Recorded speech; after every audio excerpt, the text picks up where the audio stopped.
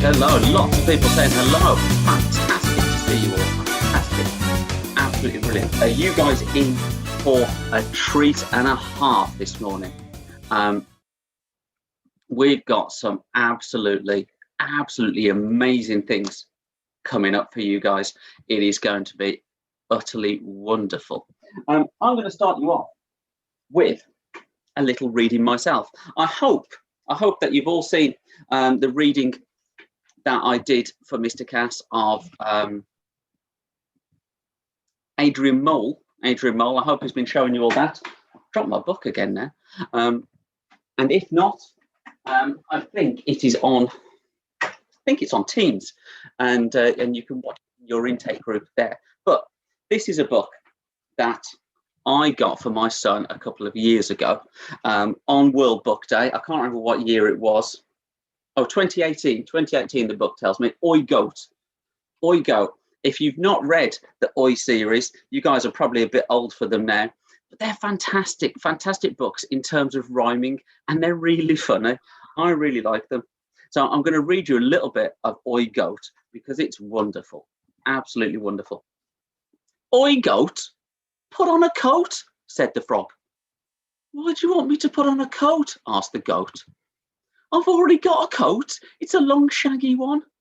It's World Book Day, said the frog. Everyone dresses up on World Book Day. Cats put on hats, said the cat, and dogs put on cloaks, said the dog. And goats put on coats, said the frog. What do flies put on? Asked the goat. Well, flies put on ties, said the frog. Flies put on ties, bees put on skis, and ants put on pants, and ptarmigans put on cardigans. What does a llama put on? Asked the goat. A suit of armour, said the frog. Wow, that's a whole costume, said the goat. I know, said the frog. On World Book Day, some animals really go for it.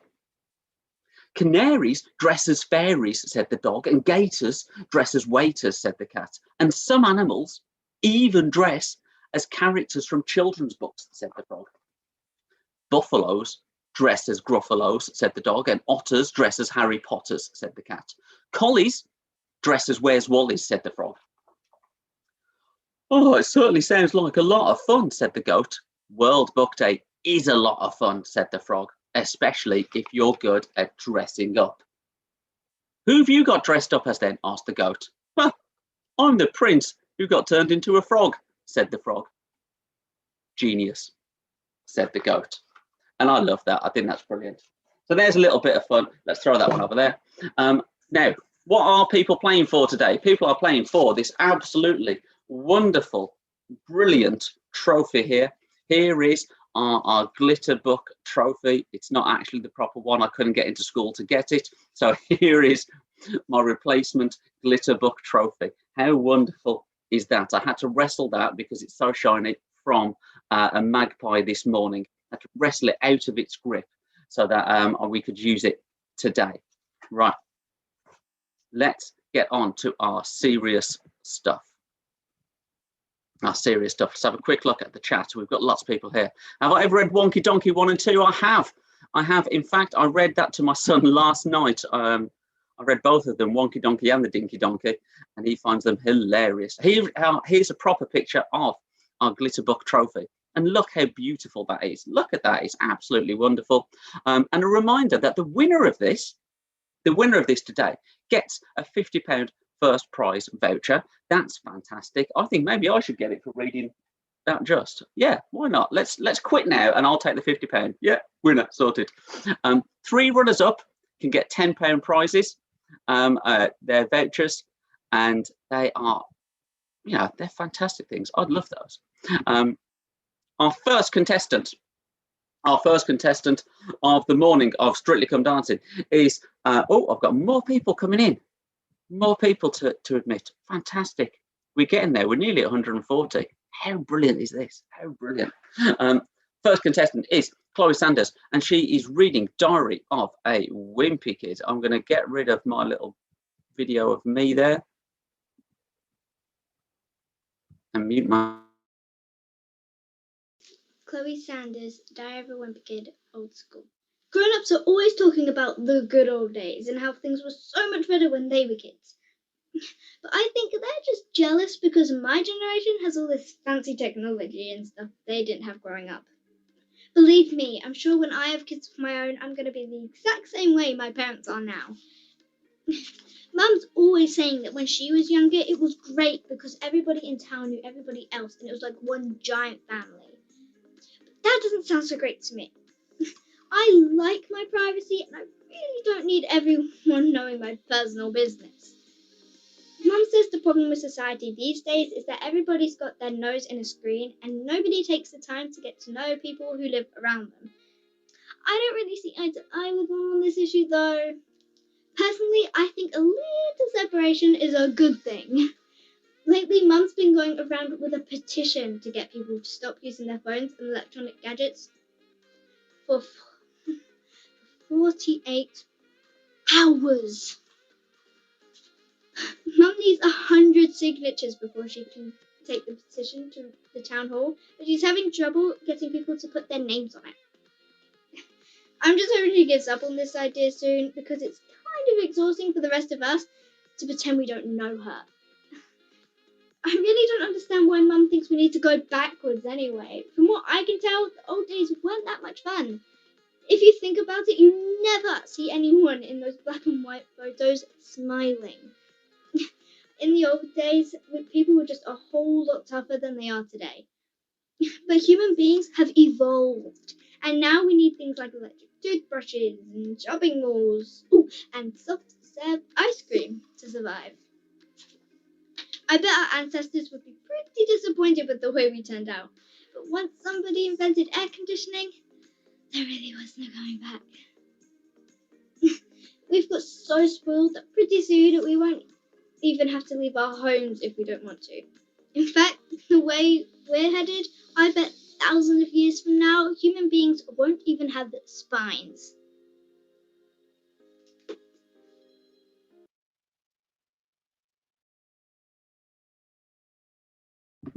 How excellent was that? That was fantastic. I'm with that 100% all the way. In terms of ice cream, yeah, I'm well up for that. Right, let me see if I've got. Where are they? Have I got Miss Miller in here and Miss Allison? Hello. Oh, I have. Fantastic. Hello, Miss Miller. Mr. Miller, would you like to speak about Chloe's performance there? Chloe's reading. Yeah, I was super impressed with her hand gestures and the way she used her timing to pause before the 48 hours, because I'm sure a lot of young people would agree that 48 hours without a device is absolutely shocking beyond words. I really liked her control. I thought she did an excellent job. Well done, Chloe. Oh, I thought that was brilliant. I'm thinking actually, yeah, 48 hours without any device. I think I might struggle with that as well, Miss. Not just our students there, but I loved that. I thought it was really expressive. There was loads of passion in that voice, and lots of exaggeration in there. Absolutely, absolutely brilliant. Have I already decided on a winner? No, we haven't decided on a winner. You guys are going to decide on our winner. You're going to watch all of these, and then you've got a poll to answer, and you're going to tell me which is our winner. Who is going to be our winner? Right, let's have a look at entry number 2. And entry number 2 comes from Grace Stevens, and she's reading Bing by David Williams. After breakfast that morning, Mr. and Mrs. Meek gave their daughter a lift to school. And I mean a lift. Literally, every morning they were forced to lift her up and carry her there. Myrtle refused to walk, even though it was only a short distance away. It was a mighty effort trying to carry her, as she mostly ate chocolate. Myrtle was as heavy as an ox. "Put me down!" Myrtle ordered, as her poor parents made their final stagger to the school gates. Once they'd finally lowered her to the ground, Father passed his daughter her industrial-sized lunchbox. It was so big and heavy, it was on wheels. Have a lovely day at school, my sweetest of hearts. Don't forget, by the time I get back from school, I want a thing, she screamed before waddling off into the playground, knocking several smaller children to the ground as she did so. My angel of heaven, we promise we'll do our absolute best, called out Mother brightly.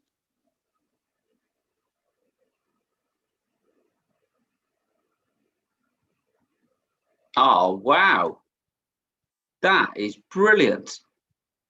That is absolutely fantastic.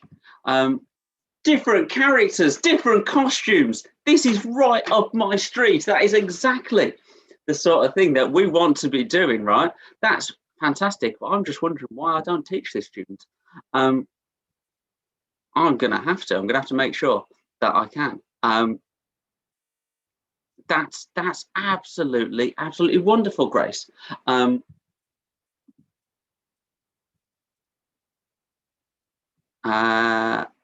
Grace, are you in year 7? Are you in here, Grace? Because yes, Grace, that's fantastic. That was absolutely amazing. I love the characters. I absolutely love the effort you've gone to with putting in some of those. With putting in all the effort in costume and that. Absolutely brilliant. Well done. Well done. Right. Let's. Miss Allison, are you there?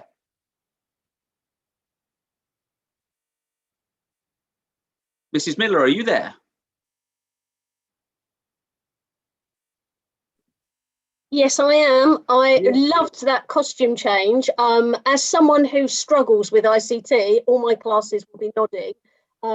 Lockdown with me teaching has been very interesting, hasn't it, guys? to see someone cutting to be different characters and dressed up and the different voices. I really liked as well the fact that it was short and snappy. I think we've got a future star of productions there, Mr. Addis, as you say, one to watch out for there. So yeah, superb job. Well done, Grace. Yeah, definitely. I'm going to be getting her in for our next show whenever we're allowed them. Whenever we're allowed shows, Grace, you're auditioning. That's that. It's happening. Right, let's have a look at number 3. Entry number 3. And a reminder, guys, that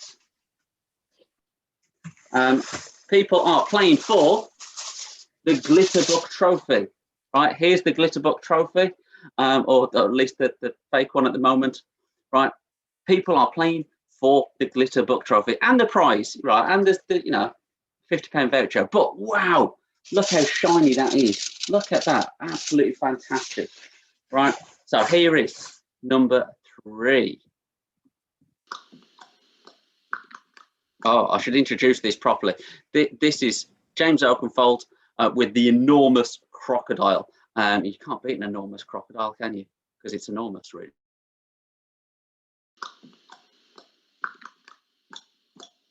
The Enormous Crocodile, The Enormous Crocodile by Roald Dahl, read by me, the Enormous Crocodile, and me, James. Yeah! Hello there, Enormous Crocodile, sang the roly-poly bird. We don't often see you up here in the jungle. Ah, said the crocodile.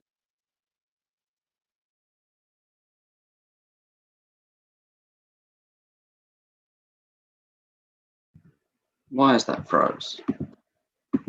I have secret plans and clever tricks. I hope it's not something nasty, sang the roly-poly bird. Nasty! Oh, cried the crocodile. Of course it's nasty. It's delicious.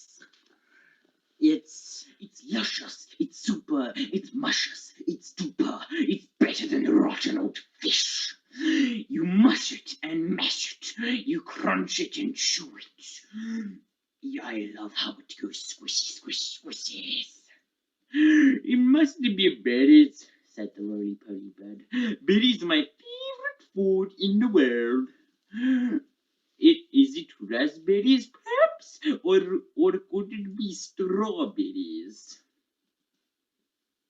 The enormous crocodile laughed so hard his teeth rattled together like pennies in a money bin.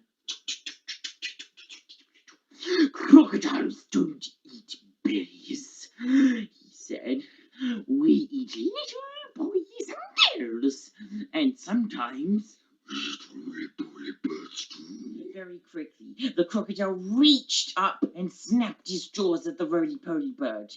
He just missed the bird, but he managed to get a hold of the long, beautiful feathers in his tail. The roly-poly bird gave a shriek of terror and shot up straight into the air, leaving its tail feathers behind in the enormous crocodile's mouth. At last, the enormous crocodile came out of the other side of the jungle into the sunshine. He could see the nearest town just not far away.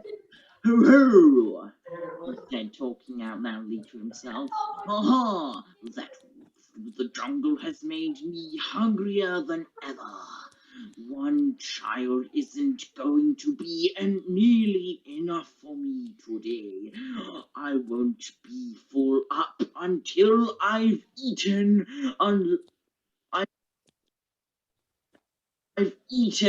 at least 3 juicy little children.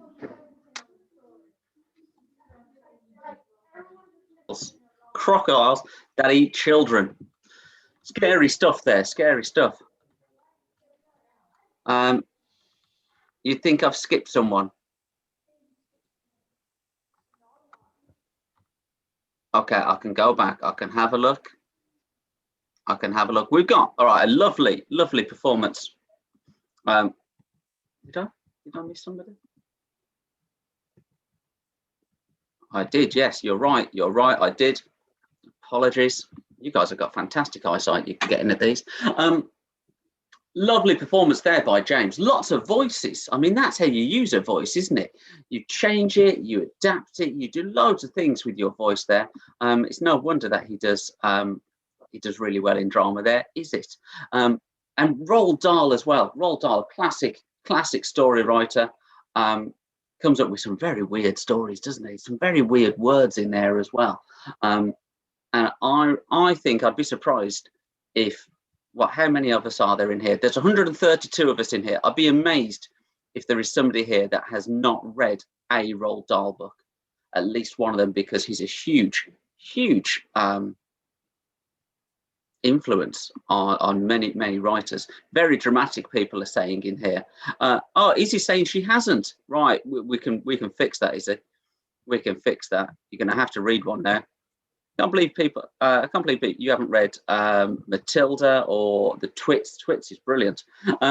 Mrs. Miller, would you like to comment on James's performance there? Yeah, I thought if you've ever tried to do this, guys, when you're reading something out loud and do the different voices of different characters, it's really hard to not accidentally carry on a voice into another character or use the wrong voice. I do that all the time when I'm reading aloud in class if I've adopted voice. So I thought that was really clever. And the other thing that I thought was excellent was his sense of rhythm. And that squeal of terror was fantastic. So well done, James. Yeah, it's brilliant, isn't it? I do love voices. I mean, I kind of have to as well in my position. Somebody has unmuted themselves. Can you please make sure you are still muted? All right, I'm going to go back one, aren't I? I'm going to go back one to the one that I missed. Got a little chat there. Oh, people are talking about Roald Dahl in the chat here and saying that they've got collections. They've read lots of them. Excellent. We've got more people coming in. Do love Roald Dahl. He's wrote some absolutely amazing ones. Right. Our next one then is Delaney Parrish reading The King of the Owls. And I can assure you that no owls have gone into the making of my bow tie this morning. That's definitely not an owl down there. The King of Owls by Louis Erdrich. They say I'm excitable. How could I not scream? The Swiss monk's tonsure spun till it blurred, yet his eyes were still. I snapped my gaiter hard to stuff back my mirth. Lords, he then began to speak. Indis Catorum, he said, presenting the game of cards, in which the state of the world is excellent, described and figured. He decked his mouth, as they do, solemn stitched, and left cards in my hand. I cast them down. What need have I for amusement? My brain's a park, yet your company plucked them from the ground and began to play. Lords, I wither, the monk spoke right, the mealy wretch. The sorry patterns show the deceiving constructions of your minds. I have made the deuce of ravens my sword, falling through your pillow and rising, the winged blade still running with the jugular blood. Your bodies lurch to the steps of an unpleasant dance. No lutes play. I have silenced the lutes. I keep watch in the clipped, convulsed garden. I must have silence, to hear the messenger's foot falling in my brain. For I am the king of owls. Where I float, no shadows fall. I have hungers, such terrible hungers, you cannot know. Lords, I sharpen my talons on your bones. I mean, that was dark, wasn't it? That not only dark in atmosphere, but dark in the tone of this story. I don't know the King of Elves at all. I'm a bit scared about looking at it now as well. Very dark. Nicely read, though. Nicely read. There's people saying they would have entered. You should have entered. You should have entered. You had loads of opportunity here. Loads of opportunity to join in. Next year, make sure you enter next year. Don't look back on these things and go, oh, I wish I'd done it. Do it. Get up and give it a go. But that was a lovely reading by Delaney. I don't know the King of Elves. This is absolutely new to me, but it seems very dark, quite twisted. But it may be a bit of a thriller there. Mrs. Miller, any words? Yes, I like the brooding darkness of that. Very, very nice. I like the fact she was sitting in darkness, and I like the fact she took on the persona of that owl. And I can't decide how evil the owl was, but any mention of talons to me makes me think of imminent violence. So very, very good, Delaney. Well done. I think Mrs. Allison might be trying to get in, or she's just come in. Lovely. She's just come in. I've just admitted her. She's here now. And so we can get her view on the next couple that we see. Right, so our next one, we've seen James's enormous crocodile. And let's have a recap then. We have had so far, let me check my list. We've had Chloe Sanders with Diary of a Wimpy Kid. We've had Grace Stevens with Bing. And we've had Delaney Paris with The King of the Elves and James Oakenfold with The Enormous Crocodile. Quite a lot of different sort of stories there. Lots of different stories, lots of different interpretations. Oh, we've got lots more, guys. Don't worry. Don't worry. We've got lots more. I look good in the silver dress. Maybe I should get myself a silver dress. Maybe I should. Maybe that's the way forward for me. We've got lots more coming up. I can see that I might have people sat in wait. No, I don't have people sat in the waiting room. That's okay. That's good. And I'm just going to point out that I believe Miss Sherry has sent you all a book. It might have already arrived in the post. It might be arriving today or tomorrow, but you're all getting a free book. And this year's stash are absolutely fantastic. I've got 3 here because I love World Book Day for the fact that I can go buy books for £1 for my kids, like good books as well for £1. And I tend to put them in the loft until they're old enough to read them. And so today we got Luna Loves World Book Day. I've had that one, bought that for my kids.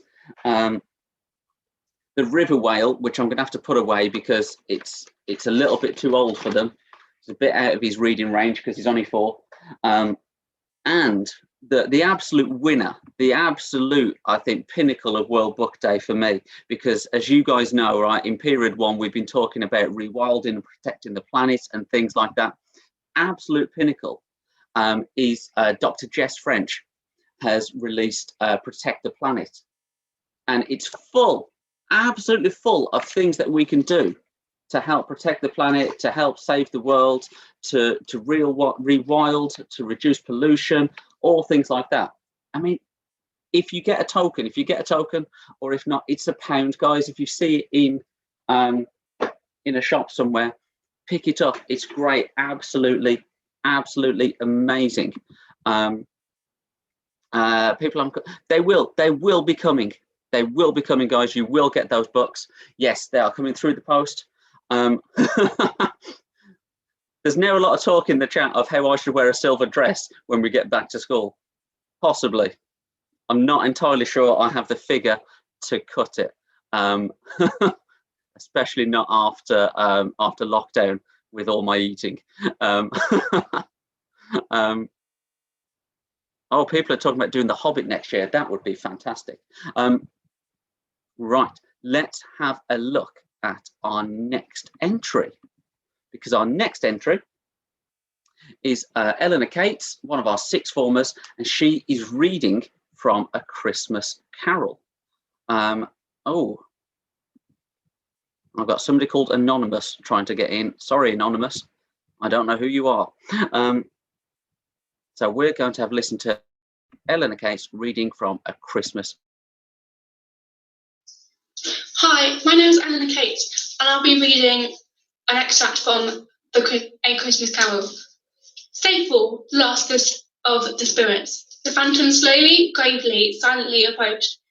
When it came near him, Scrooge bent down upon his knee. The very air through which this spirit moved, it seemed to scatter gloom and mystery. It was shrouded in a deep black garment, which concealed its head, its face, its form, and left nothing of it visible, save one outstretched hand. But for this, it would have been difficult to detach its figure from the night and separate it from the darkness by which it was surrounded. He felt that it was tall and stately when it came beside him, and that its mysterious presence filled him with a solemn dread. He knew no more. The spirit neither spoke nor moved. I am in the presence of the ghost of Christmas yet to come, said Scrooge. Spirit answered not, but pointed onward with his hand. You are about to show me shadows of the things that have not been, of the things that have not happened, but will happen in the time before us, Scrooge pursued. Is that so, Spirit?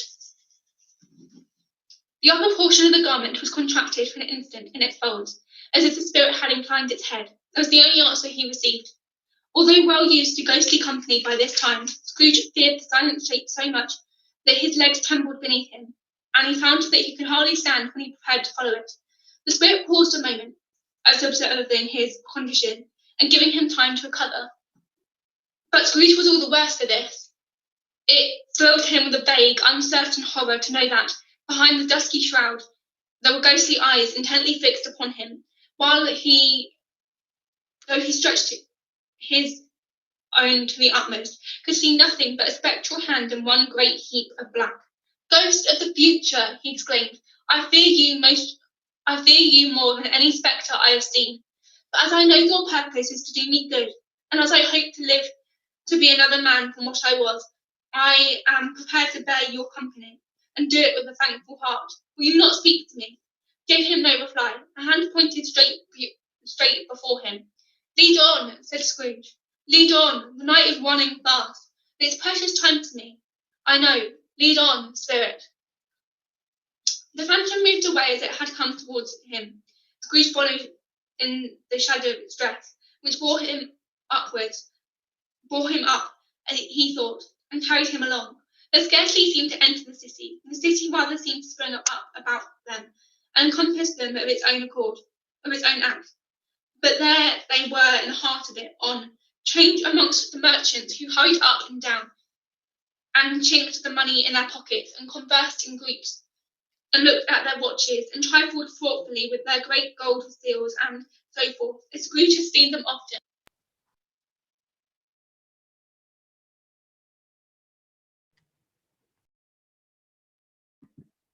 Oh, okay, right, there we go. We've got Eleanor Cates reading A Christmas Carol. Seems a bit weird, doesn't it, reading A Christmas Carol in, where are we now? We're in March, aren't we?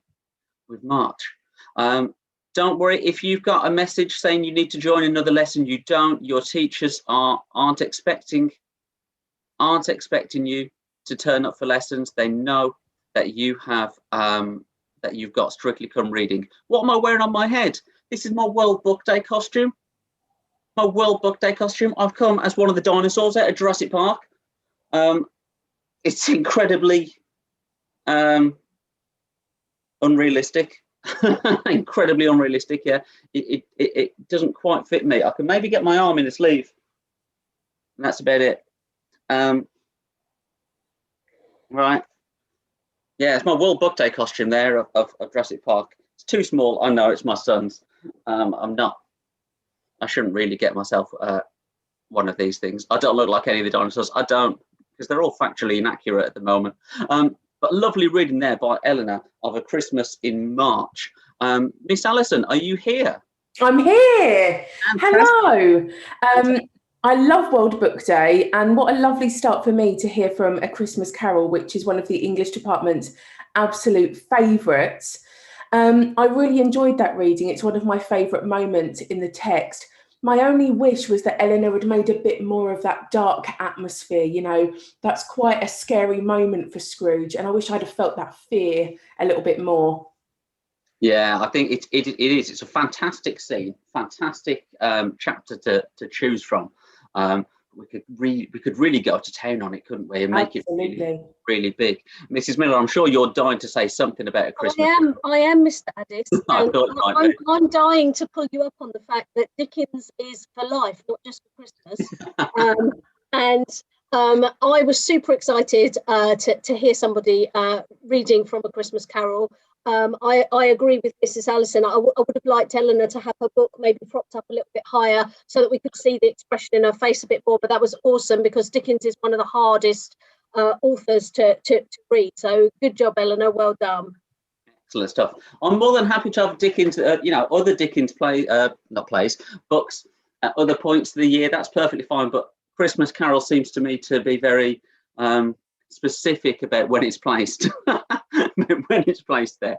Right, let's have a look at our next entry.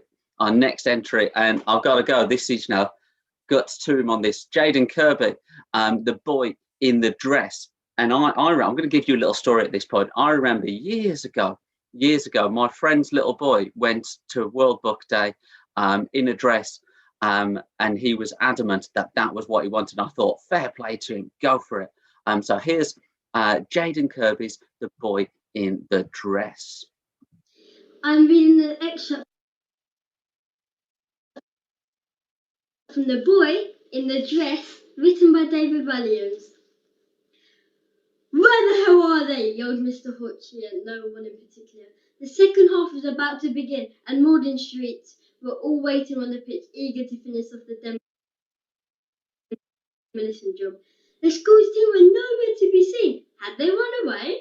Then suddenly, Lisa stepped out of the changing room and held the door open. First, Gareth ran up wearing a gold lame ball gown. Then Darvish followed in a yellow polka dot frock. Then the defenders were right behind in matching red cocktail dresses. The rest of the team followed in a variety of outfits from Lisa's wardrobe. And finally, Dennis came out of the dressing room in a pink bridesmaid dress. There was a huge cheer from the crowd. Dennis looked at Lisa and smiled. Go get 'em, kid, she said. As they ran onto the pitch, Mr. Hawtrey bellowed at Gareth. What on earth do you think you are doing, boy?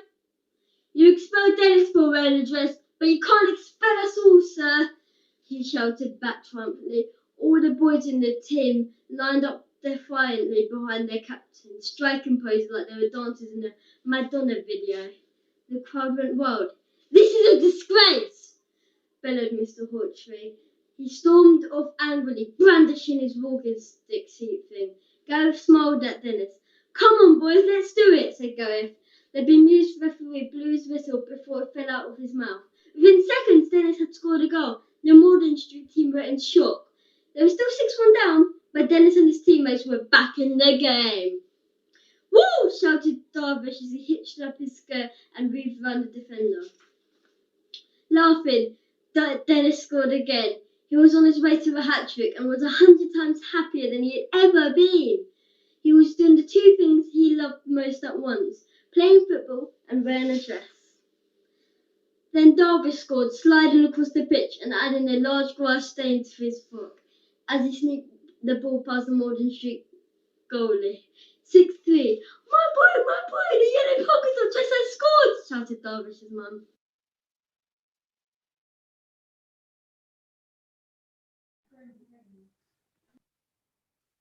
Muted. I'm talking away and I was muted. Excellent stuff there. I loved that. I thought that was brilliant. I love the fact that he's gone to the effort of getting into a dress. And I love the voices and the effort, the exaggeration that he's gone into with some of those voices. We've got people already saying, sir, this is a winner. This is fantastic. Excellent. We've got loads of comments in here of people saying how much they enjoyed it and what they loved. Absolutely brilliant. Mrs. Miller, would you like to comment on this one, please? Yeah, I thought I love the subtle humour, the embracing of the text and the dress. I love the way he said the word brandishing with his fist in the camera. I loved everything about that. I thought it was great. Well done, Jayden. Yeah, I thought it was excellent. Miss Allison, would you like to comment? That's made me so happy. That was just a performance full of joy, and the characterization I thought was second to none. Brilliant work, Jayden. Yeah, absolutely fantastic. I'm gonna, when I see Jayden in 2 weeks' time when we're back in school, I can't shake his hand obviously at the moment. I'll give him an air high five, but I'm going to be going, right, your performances in drama, let's get those up then, because that is absolutely brilliant. That's amazing. Next up, we've got Sky Shuttler and my family. Well, her family, no, the family in there, and other animals. It's not my family, not about mine. Hello everyone, my name is Sky if you didn't know already, and today I'll be entering in the competition Strictly Come Reading. So today I'll be reading My Family and Other Animals, written by Gerald Durrell. Please vote for me.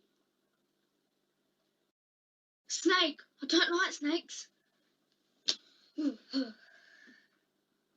What we all need, said Larry, getting into his stride again, is sunshine. That's better. A country where we can all grow. Yes, dear, that would be nice, agreed Mother, not really listening, no. I had a letter from George this morning. He says Corfu's wonderful. Why don't we pack up and go to Greece? Very well, dear, if you like, said Mother unguardedly. Where Larry's concerned, she was generally very careful not to commit herself. When? Asked Larry, rather surprised at his cooperation. Mother, perceiving that she had made a tactical error, cautiously lowered easy recipes from Rajputana. Well, I think it would be a sensible idea if you go ahead, dear, and arrange things. Then you can write and tell me if it's nice. And we can all go follow, she said cleverly. Larry gave her a withering look. You said when I suggested going to Spain, he reminded her. And I sat for 2 interminable months in Seville, waiting for you to come out. Well, you did nothing except write me letters about drain and drinking water. Tasty. As though I was the town clerk or something. No, if we're going to Greece, let's all go together. Thank you for listening to me read today. Make sure to vote for me and keep reading. Bye. How wonderful. All those gestures, all those little gestures, I say little gestures, they were big gestures, and expressions to the camera, that makes it for me. That really tops it off. Some voices, some difficult words to come through there. And she's the only one so far that's like, please vote for me, go for it. Miss Allison, what would you like to say about this? What I really liked about Sky's performance is that it was so well rehearsed. She'd clearly thought about the text she was reading and how to really engage us in that, and I thought that was really effective. Definitely. I love the snake at the beginning as well. That was brilliant. Mrs. Miller? I got very distracted by all the actual animals in her room, and I love that touch of being surrounded by all the animals. I love the shameless plug with the vote for me, and I agree with Mrs. Allison. She wouldn't have been able to do all those facial expressions, glances to camera, and all the sort of hand gestures if she hadn't read that many times, and that's really important. I also like the fact that there's a real enthusiasm for reading there, which is what this is all about. And I've taught Sky for 8 weeks and never seen her, so it's really nice to actually see her and Chloe today. So that's fantastic. So well done, Sky. Yeah, absolutely wonderful there. I think we've got another one. This is, I've got to say, I'm a little bit biased because I love the Jungle Book. I read the Jungle Book as a kid, and I think it's absolutely fantastic. Not entirely like the Disney films at all, but absolutely brilliant. And so now we've got Michael Carr reading the Jungle Book. The Jungle Book. Now Chula kite brings home the night that Mang the bat sets free. The herds are shouting by the hut, for loose till dawn are we. Lit is the hour of pride and power, talon and tush and claw. I'll hear the call, good hunting law, that kept the jungle law. It was 7 o'clock of a very warm evening in the Seone Hills, when Father Wolf woke up from his day's rest, scratched himself, yawned, and spread out his paws, one after the other, to get rid of the sleepy feeling in their tips.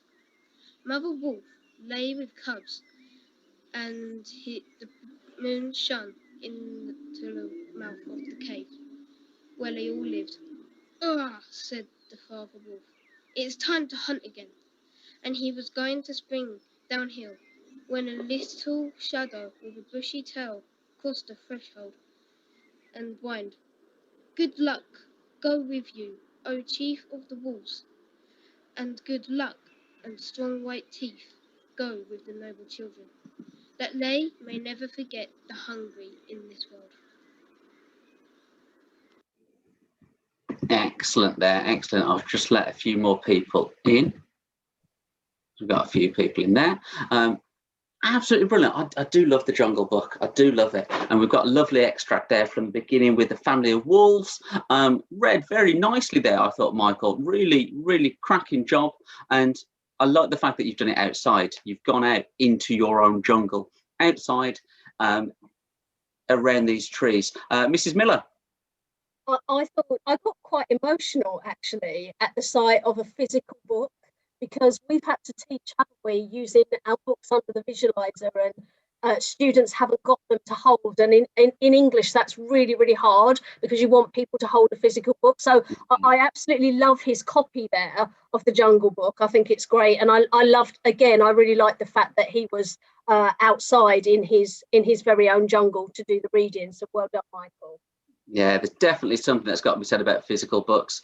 I took the break maybe 7 or 8 years ago and went to ebooks, and then about 2 years later went back to physical books because I didn't like it as much. I really like having a physical book.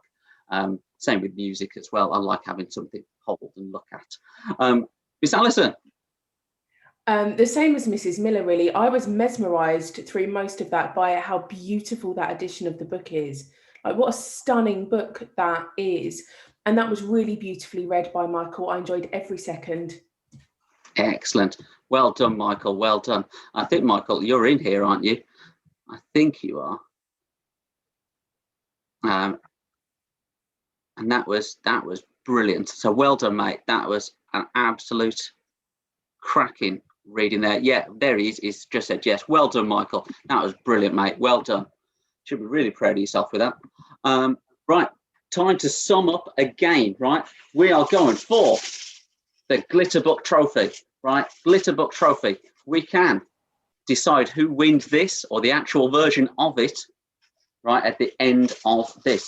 So far, we have had Chloe Sanders with Diary of a Wimpy Kid, Grace Stevens with Bing, Delaney Paris with The King of the Elves, James Oakenfold with The Enormous Crocodile, Eleanor Cates with A Christmas Carol, Jaden Kirby with The Boy in a Dress, Sky Shuttler with My Family and Other Animals, and Michael Carr with The Jungle Book. We've still got a few more to go, guys. We've got absolutely tons, and it is wonderful, wonderful. I was going to touch upon this point that reading for me is everything, is absolutely everything. Whilst my son's been off school, and he's in reception, and I said to his teacher a few weeks ago about how he was getting on, and I said, as long as he can read, I think he will be all right. And he can read. He can access everything else that is put in front of him as long as he can read. He can catch up on his geography or his history or whatever else that they're doing. But I said, as long as he can read, I think he'll be absolutely fine. And she was like, you're right. And that is the key thing, is getting people reading. I read almost daily. And last night I finished this one, which is the history of the world in 100 animals. Absolutely brilliant. That was a cracking read, that was. And it goes through hundreds of 100 animals and how they've helped shape the world and humanity. And I'm going to start tonight Babylon's Ark, about a wartime rescue of animals in Baghdad Zoo. So there are books out there for every topic, everything you like. People always say to me, oh, I don't like the books we have to read. Read them and then read what you want to read. There are loads of books out there. There's absolutely tons. And, you know, the books are far more expressive than all of these films that cut things out and ditch it. Go for the books, guys, and then you can watch the film and complain that it's not as good as the book, like all the cool kids do. Right, let's get on to our next one. Our next one is Melissa Curling, reading Little Women. Hi, I'm going to be reading from Little Women. Something in his resolute tone made Jo look up quickly, to find him looking down at her with an expression that assured her the dreaded moment had come, and made her put out her hand with imploring, "No, Teddy, please don't!" "I will, and you must hear me. It's no use, Jo. We've got to have it out, and the sooner the better for both of us," he answered, getting flushed and excited all at once. "Say what you like, and then I'll listen," said Jo, with a desperate sort of patience. Laurie was a young lover, but he was in earnest and meant to have it out, if he died in the attempt. So he plunged into the subject with characteristic impetuosity, saying in a voice that would get choky every now and then, in spite of manful errors to keep it steady, "I've loved you ever since I've known you, Jo. I couldn't help it. You've been so good to me. I've tried to show it, but you wouldn't let me. Now I'm going to make you hear and give you an answer, for I can't go on any longer." "I wanted to save you this. I thought you'd understand," began Jo, finding it a great deal harder than expected. "I know you did, but girls are so queer, you never know what they mean. They say no when they mean yes, and drive the man out of his wits just for the fun of it," returned Laurie, entrenching himself behind an undeniable fact. "I don't. I never wanted to make you care for me, and so I went away to keep you from it if I could." "I thought so.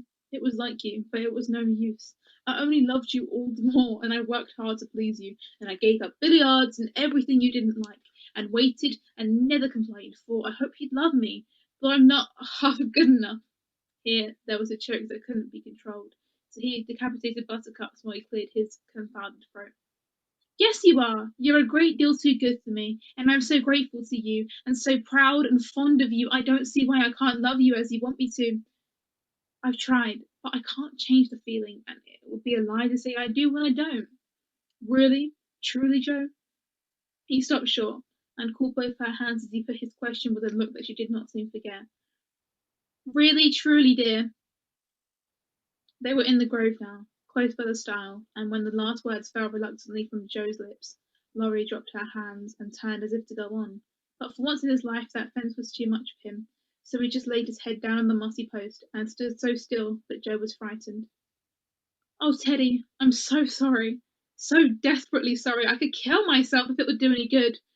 I wish you wouldn't take it so hard. I can't help it. You know it's impossible for people to make themselves love other people if they don't," cried Jo, inelegantly but remorsefully, and she softly patted his shoulder, remembering the time when he had comforted her so long ago.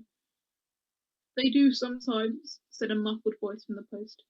"I don't believe it's the right sort of love, and I'd rather not try it," was the decided answer. There was a long pause.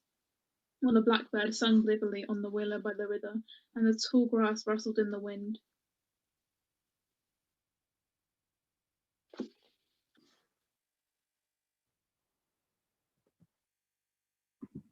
I'm talking and I was muted again there. So we've got Melissa Cullen, Little Women. I've never read Little Women. But my mother loved it. She loved that and The Secret Garden. Maybe I should give it a go. I read The Secret Garden. I've got lots of things in the chat. People saying it was really good. I'm a kangaroo.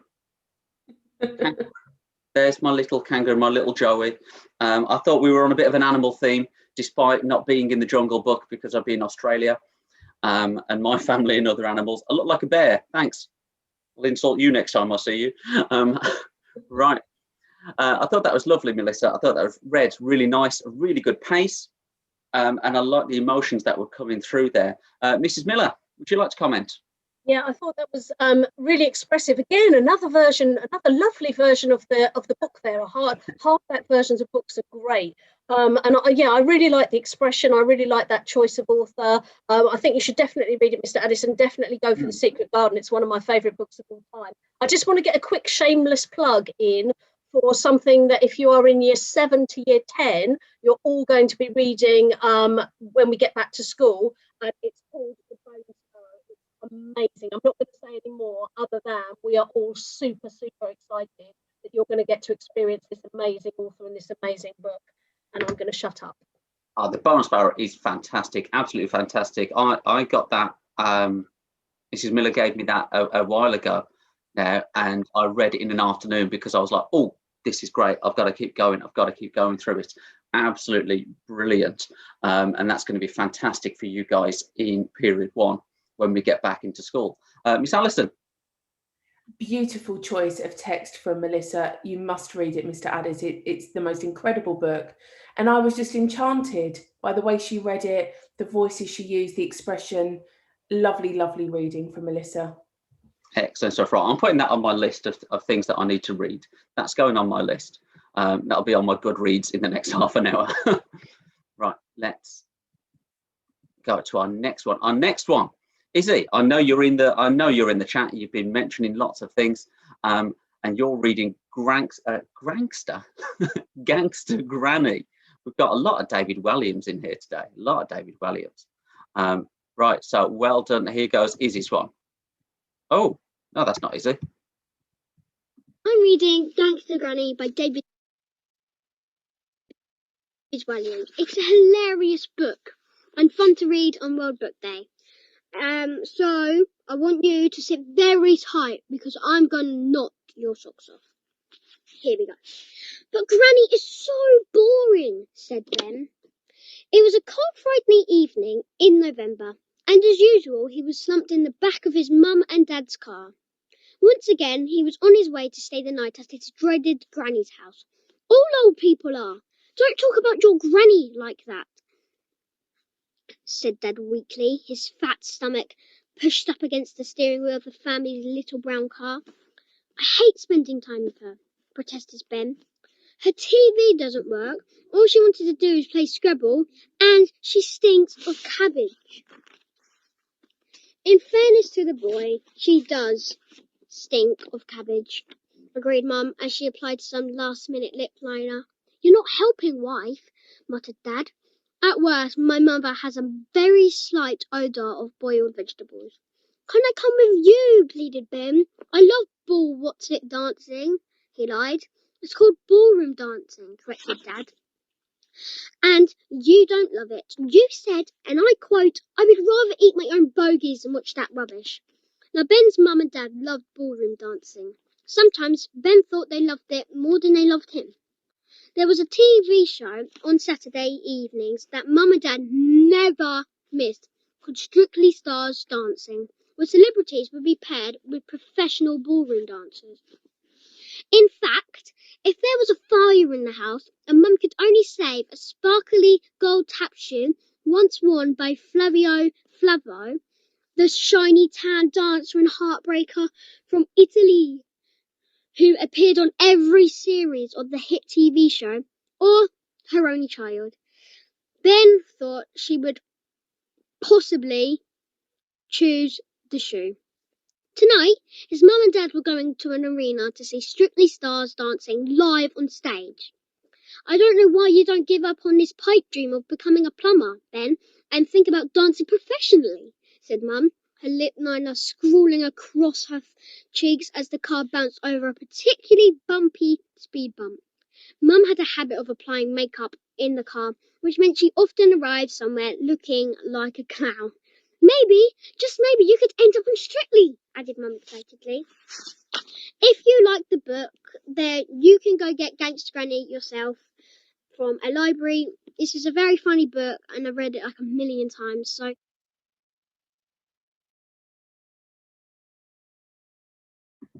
That's cut short. Mr. Cass must have cut a little bit off at the end there. Izzy, that was brilliant.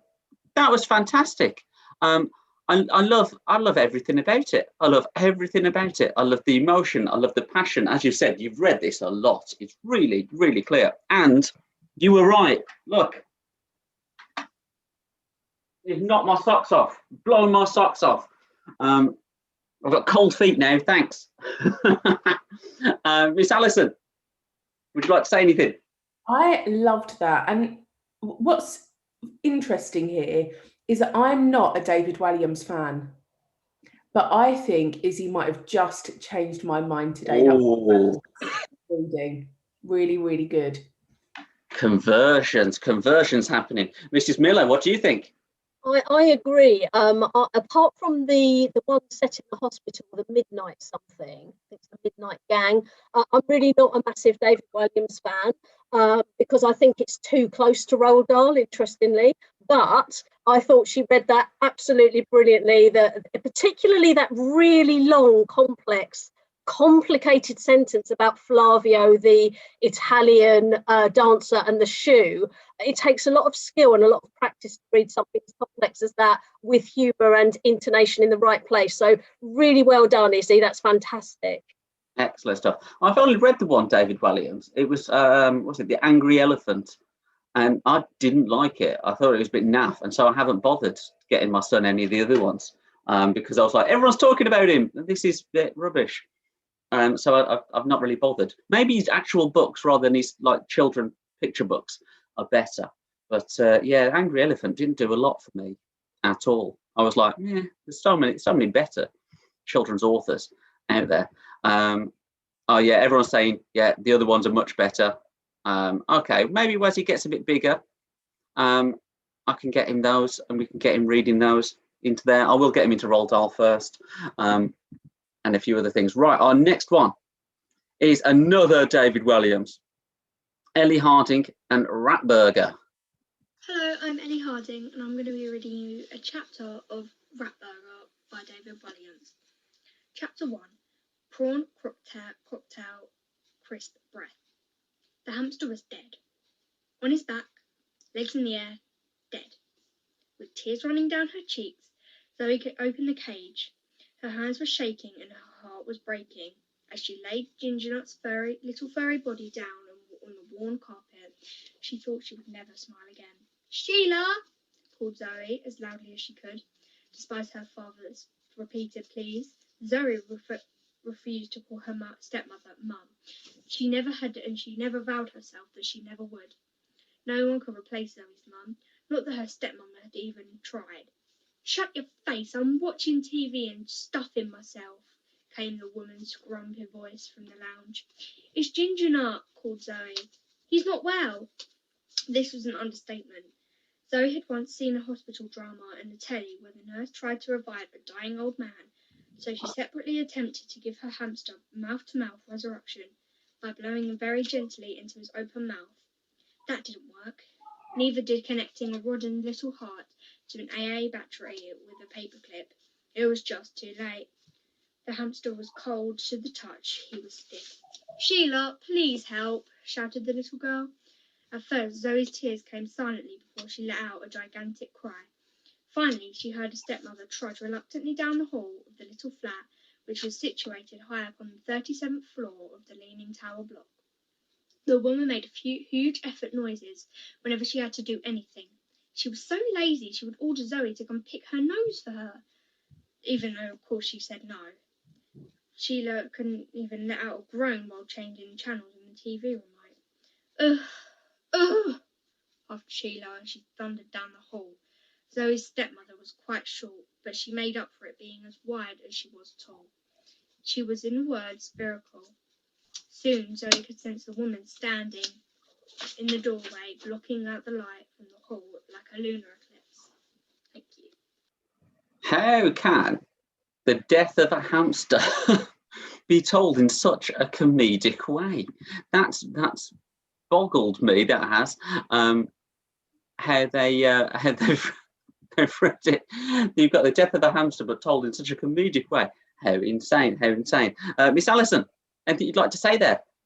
I thought that was beautifully read, and once again you could still see real practice and commitment that had gone on before. You know, and as a teacher, you look at what has had to go into that to make that look so effortless, because it's not easy. It's not easy to sit in front of a screen and just read something. It takes a lot of practice. It takes a lot of rehearsal. So I thought that was really good from Ellie. Fantastic, fantastic. You're right. It's never easy to sit and to read in front of people, in front of a screen. Sometimes people get really put off by it. But I think the more you do these things, the better it is. And even if you don't want to sit and read in front of people, it's still worth sitting and reading, guys. Always worth doing that. Miss Miller. Yeah, I've still got an image in my mind of someone trying to do electric shock treatment with an AA battery and a paperclip on a hamster. You really, Ellie, and Ellie is the third person from the class I've never seen, but I've taught for 8 weeks. So I'm super excited to actually see someone I've been teaching all this time. But you really painted a picture in my mind. I could see that wheezy, moany, lazy old bag of a stepmom coming down the corridor and blocking out the light. So fantastic job, Ellie. Well done. Excellent stuff. Excellent stuff. Right. We have got two more to go. So our next one, and I know both Miss Miller and Miss Allison are going to be really happy with this, because we've got Jason Carr reading a different extract from A Christmas Carol.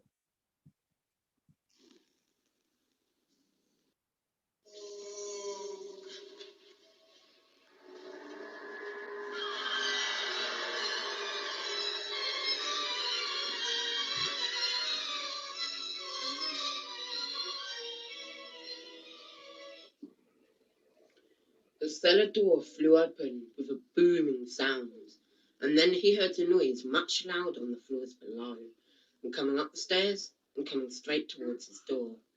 "It's humbug still," said Scrooge. "I won't believe it." His colour changed, though when, without pause, it came up through the heavy door and passed into the room before his eyes. Upon its coming in, the dying flame leapt up, as though it cried, "I know him, Marley's ghost," and fell again. The same face, the very same. Marley in his pigtail, usual waistcoat, tights, and boots, the tassels on the latter bristling like his pigtail, and his coat, skirts, and the hair upon his head. The chain he drew was clasped about its middle. It was long and wound about him like a tail, and it was made, for Scrooge observed it closely, of cash boxes, keys, padlocks, ledgers, deeds, and heavy purses, wrought in steel. His body was transparent, so that Scrooge, observing him and looking through his waistcoat, could see the 2 buttons on his coat behind. Scrooge had often heard it said that Marley had no bowels. He had never believed it until now.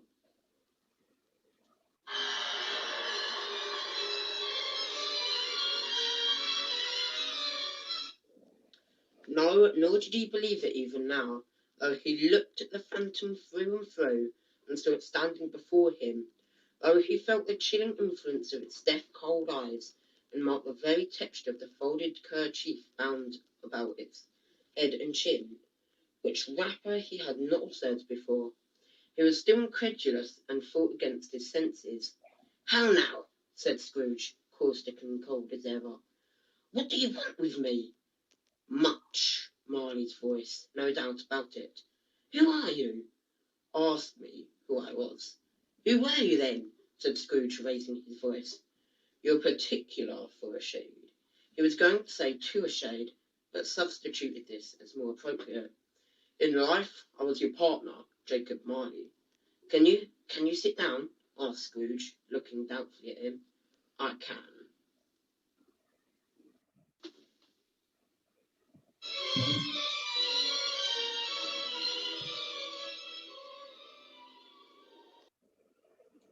Wonderful there, wonderful. I love that he's got so into this, so into this. I love the reading by the torchlight, having the music, and I'm going to hazard a guess. Michael, is that you being the ghost?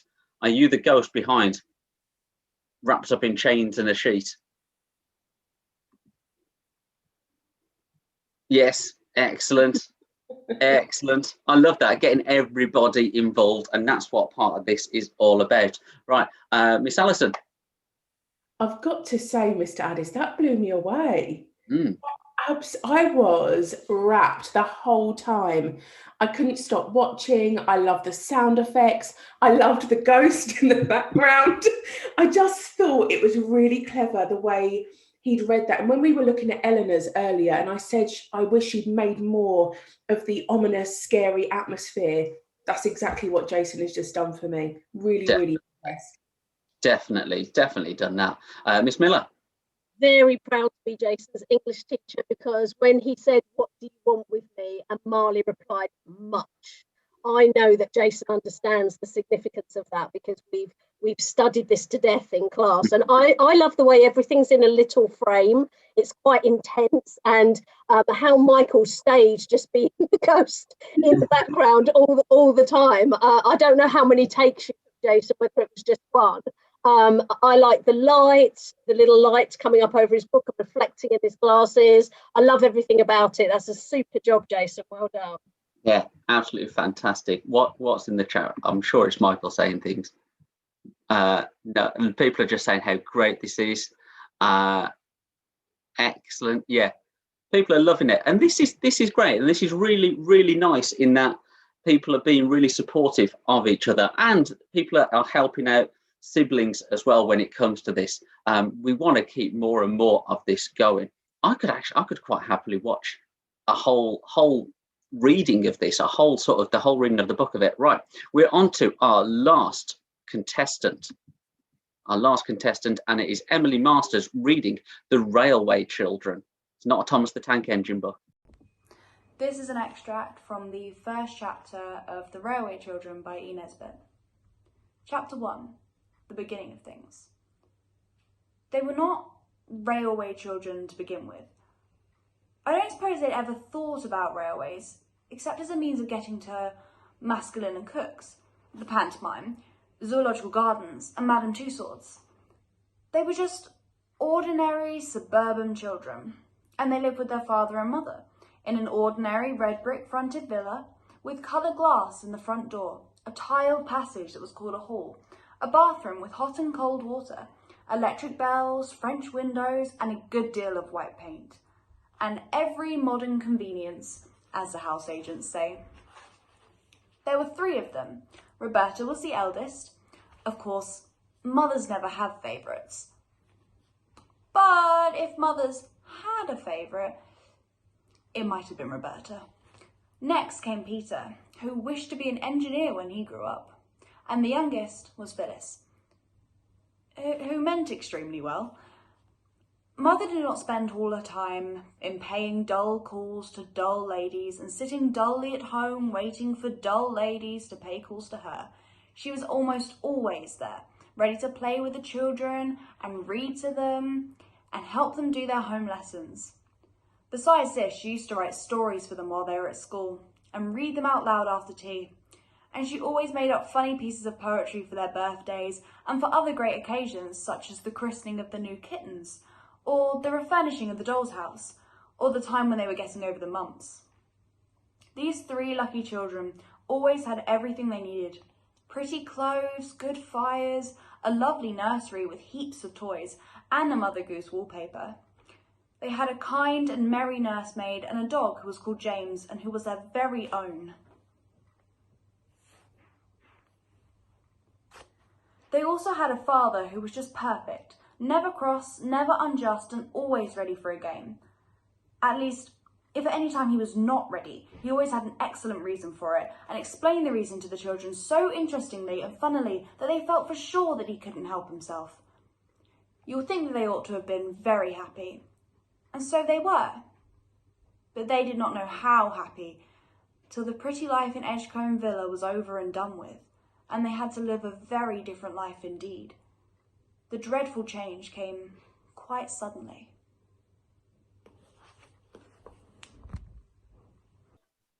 Now, I've taught Emily for the last 4 years, and Emily does a lot of absolutely wonderful. Right, we've got a few people in here that keep unmuting themselves, and they shouldn't be. Emily does absolute wonders when it comes to this, and we're doing a whole unit on storytelling and things like that. And so every lesson, the sixth form are telling me stories, and I'm telling them stories. They're doing a brilliant job, and her pace, the way that she reads, I think is absolutely fantastic. Miss Miller, would you like to comment? I would, because I taught Emily for many years, and I absolutely love the book The Railway Children, and she read it in exactly the way that I would expect it to be read. I can actually imagine Emily being Roberta, the oldest girl in The Railway Children, and running along the track at the end and seeing her dad and saying, my daddy, which is what always used to get me as a child watching it. So it brought back some lovely memories, and beautiful expression, Emily. Great job, well done. Yeah, I think I could imagine that as well, actually. Definitely. Miss Allison? I just thought that was lovely. I would quite like to have had a blanket round me, a hot drink. I can imagine, everyone sitting at her feet, looking up and listening to that beautiful reading. It felt like a warm hug, that reading. Absolutely loved it. Excellent. That's a lovely way of putting it. It felt like a warm hug. How beautiful is that? We've had some amazing readings today. Absolutely amazing readings and performances. And remember, it's all for this. It's all for the Glitter Book Trophy and the prize, the £50 prize. But it's all for this trophy. That's what it is really about. That's what people are fighting for. As I said, fought that off a magpie earlier on, and I've still got it. It's not having it back. Right, that is all of our oh, that's lovely. Some people are saying they're all wrapped up nice and warm with hot chocolates. Winner. Right, those are all of our entries. So we've had Chloe Sanders with Diary of a Wimpy Kid, Grace Stevens with Thing, Delaney Paris with The King of the Owls, James Oakenfold with The Enormous Crocodile, Eleanor Cates with A Christmas Carol, Jaden Kirby with The Boy in a Dress, Sky Shuttler with My Family and Other Animals, Michael Carr with The Jungle Book, Melissa Curling with Little Women, Izzy Bond with Gangster Granny, Ellie Harding with Rat Burger, Jason Carr with A Christmas Carol, and Emily Masters with The Railway Children. So now comes our point where we need to vote. Right, we now need to vote for our winner. There's lots of people already in the chat saying who they want to win, who they think it should be. Let's have a look. There's a couple of people that are unmuting again. Please don't. I'm going to share with you a poll. And in this poll, you can now vote for your winner. It's only allowed me to put 10 in there, though. So I had to cut out 2 of the sixth form, unfortunately. But they'll get over it. Oh.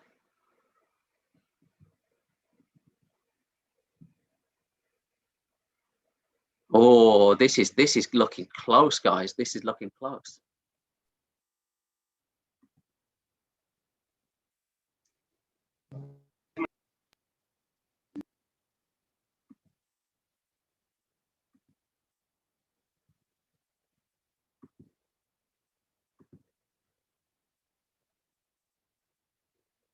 Right, we've still got people voting. We've got 104 people that have voted. So if you haven't voted yet, please carry on voting. add in there now. What's really nice is absolutely every single one of our entries has received some votes. Every single one. Your vote might make the whole difference here. I'm not going to put the results up on the screen. I will be announcing them. I'm not sure actually, Mrs. Miller and Miss Allison, do you know if I'm supposed to announce the winner now, or are we keeping that stum for a little bit? I'd say it's totally up to you, sir. I mean, we've got how many prizes have we got? The first prize and then a couple of runners up. Yes. And yeah. so if it's possible to work that out from the polls and announce it, I'd say go for it now, and then they could get the trophy in assembly, couldn't they? Yes. If you want to wait, it's up to you. I wasn't sure if Mr. Cass might want to announce it rather than me, but I don't. I'd say you've done all the presenting. What do you think, Mrs. Allison? I'd say go for it because I have to know who's won. Okay, we're at, there's lots of people in the chat saying they want it. Do it now, do it now. All right, I've still got 16 people left to vote. Still got 16 people left to vote. And so if I get up to those 16 people, so we've got every vote in, every vote counts, because some of these are ridiculously close. Ridiculously close. As a few people saying they can't get the poll up on certain devices. Okay, I'll give it another minute or so. And then I will announce our winner and our 3 runners up. But it is really close. It could be, you know. It could be any one of these. There's a couple that are forerunners, but there's like a vote in between them. There's so much. And I'm glad, actually, I can't vote because I've started the poll, and I'm really glad because I don't know who I'd go for. After so many of these, I would have gone, that's my winner, that's my winner, that's my winner. But they're brilliant. I'm going to take this costume off now, so I can start to look a little bit more serious, he says. So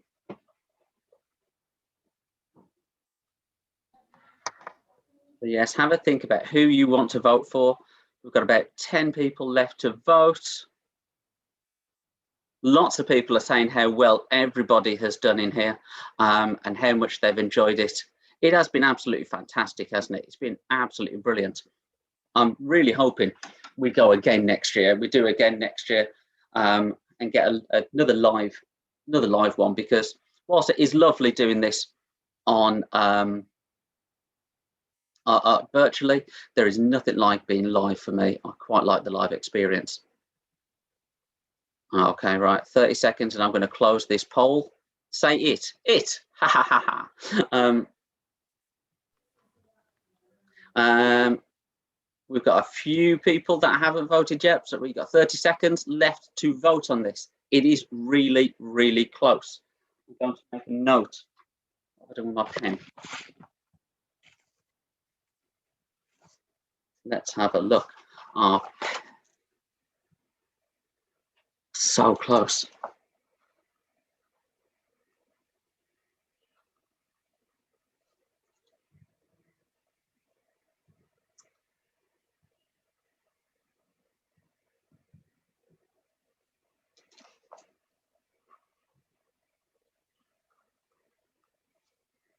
Okay, right.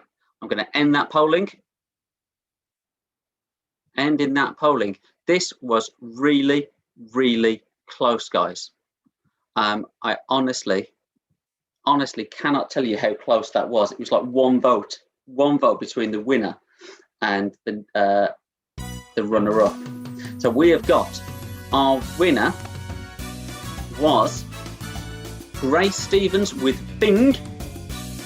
Well done, Grace. You are going to be getting our Glitterbook trophy, or that Glitterbook trophy, or that Glitterbook trophy. What an absolute start, right? You're going to get that Glitterbook trophy in your next assembly, and you will be getting your £50 voucher as well. We've also got 3 runners up, and that is Izzy Bond, James Oakenfold and Chloe Sanders, and they will each be receiving their their voucher in assembly next week. So we've had some absolutely fantastic, some amazing performances, some readings there.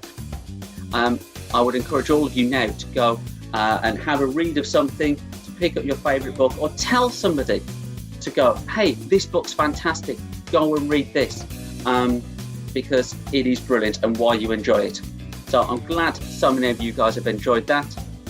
Wait for your book to arrive in the post from Miss Sherry. Give that a read.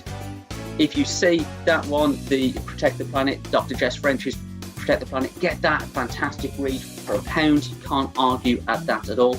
And if you've read something that you go, wow, this is incredible, please tell somebody else about it and get them to read as well. It is indeed break time now, guys, right? Well, it's essentially break time. So I would go and have yourself a break, get yourself a drink, get yourself to the loo, have a snack or something, and then get yourself ready to go for your next lesson. All those people that said, I wish I'd entered next year, make sure you do, please, guys. Get yourself involved. It was absolutely wonderful. Well done, guys. £10 richer. Well done, Issa.